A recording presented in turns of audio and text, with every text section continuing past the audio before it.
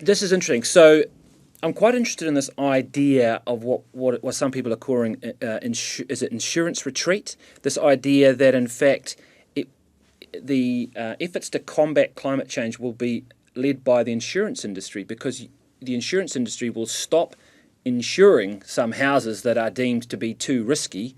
Therefore, people might continue to want to live by the beach in a coastal area that's deemed at risk, but if they can't get insurance, then that's what will drive people away from those coastal areas. Is that what's going to happen?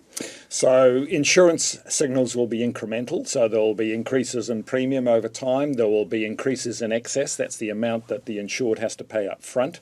And we had a great example in Christchurch where with the earthquakes, the water level table rose relative to the land, and we had frequent flooding in an area called Flockton Basin. That resulted in excesses going up to $10,000 for every flood event. The City Council moved in, spent tens of millions to mitigate or really to adapt to that situation, and as a result the premiums have come down, so the transfer of risk remains affordable and available to people.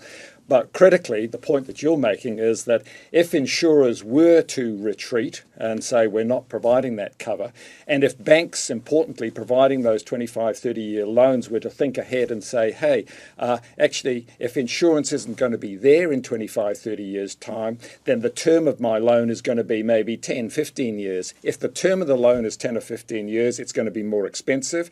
That's going to have an effect on the number of people who could afford to be there, even if they wanted to be there, given they wouldn't be able to get insurance or a bank loan beyond that time. And that will have a downward spiral effect on property prices, and it has happened elsewhere in the world. Are we seeing it here already? Are there areas where we're starting to see that? I think there are pockets of New Zealand where insurance appetite for risk is getting extremely limited. There are pockets in the Hawke's Bay.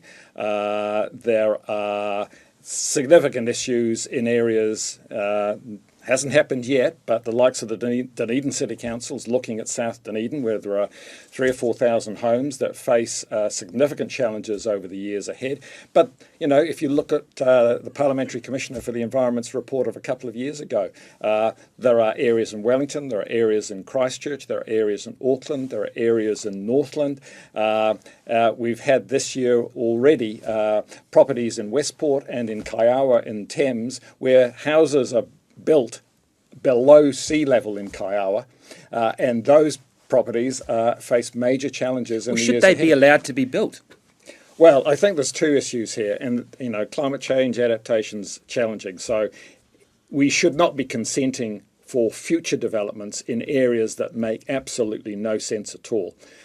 So you can deal with that situation in a very straightforward way by making the right decisions now.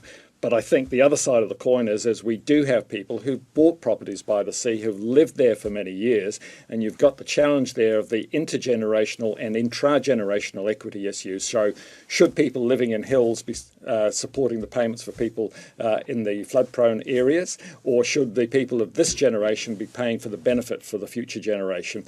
And those are complicated issues, and councils really need to be taking their communities with them so they own the problem and are part of that solution. But the homeowners and the assets are primarily in the hands of older New Zealanders. Presumably they're not going to be as willing to share that risk, are they? Well, I'm not sure there's necessarily older New Zealanders. I think a lot of wealthier New Zealanders have purchased properties very close to the sea because, that's kind of classic Kiwi dream that you live as close. But are they being subsidised in a sense that everyone else pays slightly higher premium in order to allow a greater risk for those homeowners? Again, if you're talking about the insurance market, it's a competitive market. So to some degree, people will be providing not the absolute risk rating of premium that should necessarily apply if you were doing it on a purely risk-based basis.